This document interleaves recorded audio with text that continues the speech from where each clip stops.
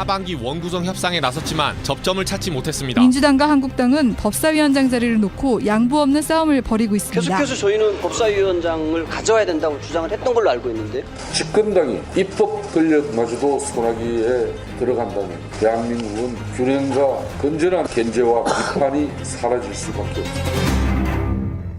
여야 원내대표가 어제 또 모였습니다. 후반기 국회 원구성 재헌절까지는 무슨 일이 있어도 완료하자라고까지는 합의를 했습니다만 원구성 완료에 어제는 또 실패했습니다. 최대 걸림돌은 법사위인데요. 법사위원장 자리를 두고 민주당과 한국당이 양보 없는 싸움을 하고 있는 겁니다.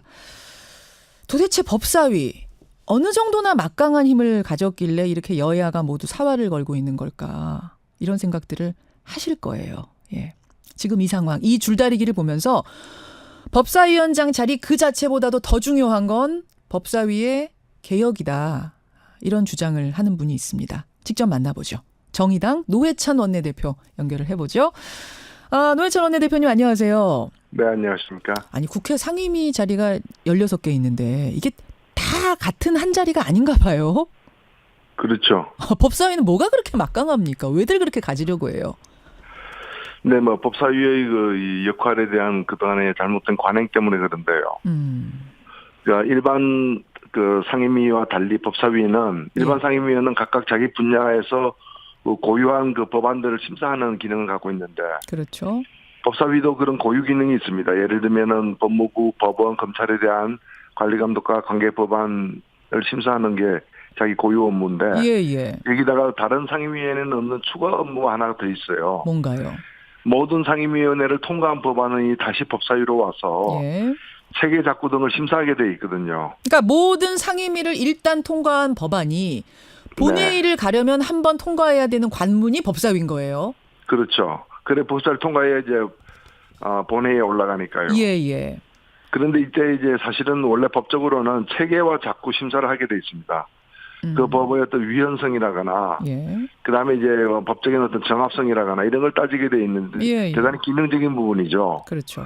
그런데 왕왕 그 법의 본질적 내용까지 손대는. 예를 들면 특정 상임위원회에서 예를 들면 무상급식을 갖다가 중학교까지 할까 고등학교까지 할까 논란 끝에 적정하게 합의를 봤단 말이죠. 합의를 봐서 가이드라인 정해서 법률화 했는데 그것이 법사위에 와가지고 다시 그 내용이 다시 반복적으로 논란이 되는 경우들이 왕왕 있어요. 그러니까 법사위에서는 그 해당 상임위에서 통과시킨 법이 법적으로 괜찮은지 법적으로 하자가 없는지를 검토해서 본회의로 넘기면 되는 건데 본질적인 내용들까지 자꾸 심사를 한다 이 말씀이세요? 그렇죠. 그렇게 해서 걸러진 법안들이 실제로 있습니까? 실제로? 많죠. 예를 들면 어떤 것 떠오르세요 지금? 제가 일일이 말씀드리기가 의한데 법안에 따라서는 각 당 내에서도 찬반이 또 있을 수 있고 또 당과 당 사이에서도 논란이 되기도 하지 않습니까? 예, 있죠. 근데 여하튼 상임위원회를 거쳐서 올라온 법들은 해당 상임위원회 내에서는 실선 조선 여야가 합의한 거거든요. 그렇죠.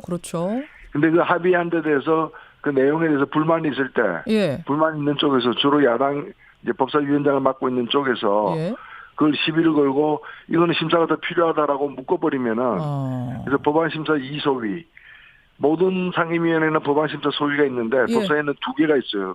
법안심사 소위가 자신의 고유한 법안을 다루는 1소위가 있고 타 상임위원회에서 넘어온 법안을 다루는 2소위가 있는데 2소위 넘겨버리면은 거기서 영원히 그냥 묶여버려요 발이. 묶여버리거나 이해가 되네요. 아니면은 굉장히 이제 지연되거나 이렇게 되는 거죠. 그렇게 되니까 각 부처에서는 법안이 이제 그 부처에서 이렇게 신경 쓰는 법안이 법사위로 회부되면은 장관들까지 나서가지고 그 법안이 법사위에서 묶이지 않고 신속하게 통과시키도록 하기 위한 여러 가지 또 작업을 하게 되는 거죠. 이해가 되네요. A당하고 B당하고 있는데 사실은 B당은 그 법안이 정말 마음에 안 들었지만 다수에 의해서 넘어갔어요 상임위를. 그럼 법사위에서 B당 사람이 다른 걸 핑계를 대면서 잡아버리는 거예요 그 법안을. 그렇죠. 그런 식으로. 그러다 보니까 법사위가 무슨 로비 창구가 되고 있다 이런 말도 심심치 않게 들려요.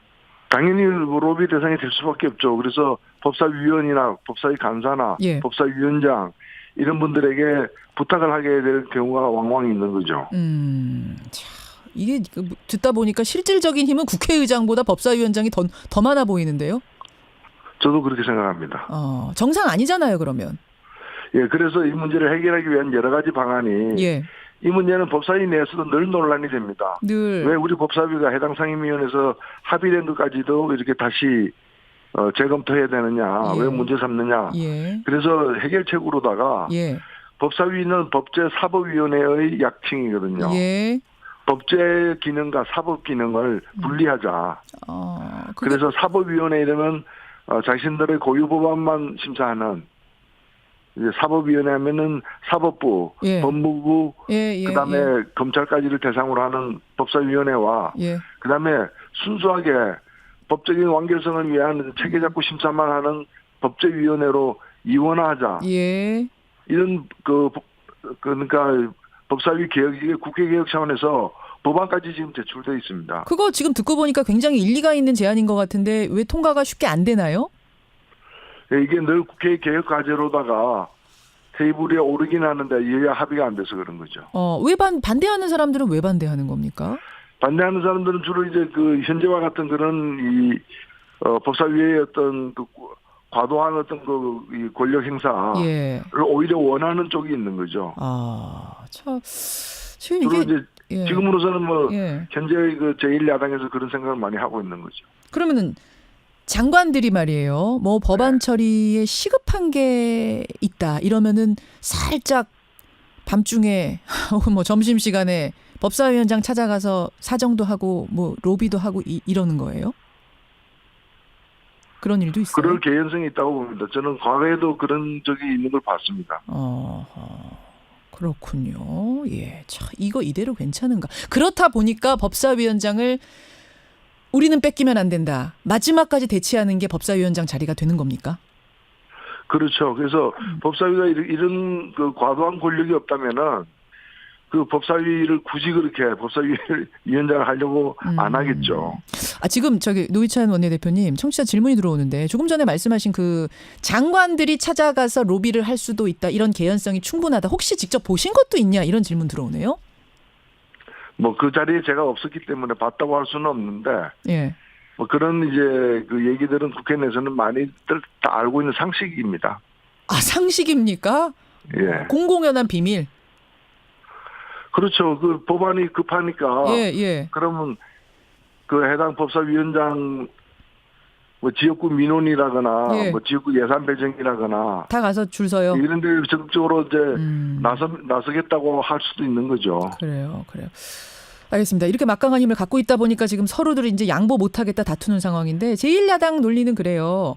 한국당 논리는 정부와 여당을 견제하기 위해서는 한국당이 법사위 맡아야 된다 이거고, 민주당 여당 논리는 아니 상반기에 보니까 한국당 위원장이 사사건건 발목을 잡아가지고 법안 하나 제대로 통과가 안 되더라. 그러니 우리가 원활한 국정 운영을 위해서는 맡아야 된다 이런 주장입니다.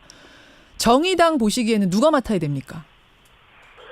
예, 저는 뭐 이 견제하는 거는 야당의 역할인 건 사실입니다. 그러나 견제를 어떤 방식으로 하느냐라는 거죠. 예. 법사위원장을 맡아가지고 예를 들면 국회는 다수결로 가야 되는 거 아니겠습니까? 그렇죠.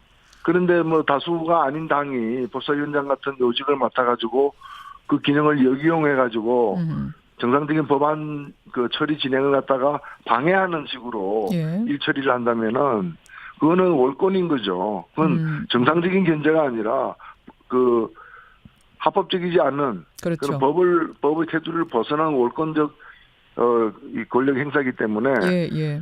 그런 식으로 저는 뭐 야당이 맞는 것도 방법이라고 생각합니다만 그 야당이 그런 역할을 해왔다면은 그런 방식의 그 야당에게는 그 방식의 어떤 활동을 하는 야당에게는 권한을 주기 어렵지 않겠습니까? 그런 방식으로 활동을 쭉 해왔던 야당에게는 견제의 기능을 제대로 수행할 수 없을 것 같기 때문에 줄 수 없다. 예, 그래서 제가 야당에 주더라도 그 야당이 꼭 자유한국당일 이유는 없다. 다른 야당들도 있지 않느냐. 그런 말씀도 드린 바가 있는 것이고. 그래서 정의와 평화 모임 얘기도 사실은 나왔던 건데 지금 이제 며칠 남겨놓고는 사실상 그거는 물 건너간 얘기인 건가요? 아니면 가능성 아직도 있습니까? 아니요, 뭐 협상 과정에서는 뭐 그 방향으로 일이 진행되고 있지는 않는데. 그렇죠. 예. 그러면 야당이 하더라도 그런 과거의 여러 가지 그 법사위의 고질적 문제가 반복되지 않도록 하는 제도적 장치는 필요한 게 아닌가. 예를 들면 법안 이 근원적으로 뭐 법안 심사 이 소위를 없앤다거나 예, 여러 가지 예. 방안이 있을 수 있다고 저는 생각합니다. 알겠습니다. 예, 여러분 어떻게 생각하십니까? 왜 그렇게 법사위원장에 모두 목을 매는 것인가? 이런 이유가 있답니다. 그 자리를 누가 가져가는 거냐 보다도 더 중요한 문제, 이런 것에 대한 개선이 필요하다, 개혁이 필요하다, 적폐청산이 필요하다. 지금 그 얘기를 노회찬 원내대표가 하고 계시는 거예요. 30초 남았습니다. 노 원내대표님 하나만 여쭐게요. 네. 특활비 폐지 법안 발의하셨잖아요. 네네. 근데 12명밖에 지금 함께 참여를 안 하네요. 이미 그 법안이 이제 발의가 됐기 때문에 예. 더 기다릴 수가 없어서 발의했기 때문에 그런 거고요. 예. 실제로 이 법안 폐지, 특활비 폐지에 동의하는 분은 훨씬 많으리라고 저는 생각합니다. 마늘이라고 그냥 생각만 하시는 거죠. 저희가 분위기 보니까 이거 폐지 안 되겠던데요. 국회의원들은 다들 폐지는 아니다, 그냥 개선하자, 이 정도 분위기 같던데요. 근데 개선하겠다는 내용을 들어보면은 예. 특활비 액수를 줄이고 꼭 필요한 특활비는 뭐 사용 내역을 공개한다는데 예. 공개하는 순간 그건 특활비가 아니거든요. 특활비는 뭐 기밀이 요구되는 정보 활동이나 수사 활동에 쓰는 돈인데 원래는 그렇죠. 예, 원래는 그렇습니다. 그래서 올해 책정된 예산을 없앨 수 없으니까 예. 매달 받아가지고 그 대신 사용 내역을 공개하고 예. 내년에 새로 편성되는 예산에서는 특활비를 완전히 폐지하는 게 정답이라고 봅니다. 여전히 폐지가 맞다라고 보시는 거군요. 네, 그렇습니다. 여기까지 말씀 듣겠습니다. 고맙습니다. 네, 감사합니다. 노회찬 정의당 원내대표였습니다.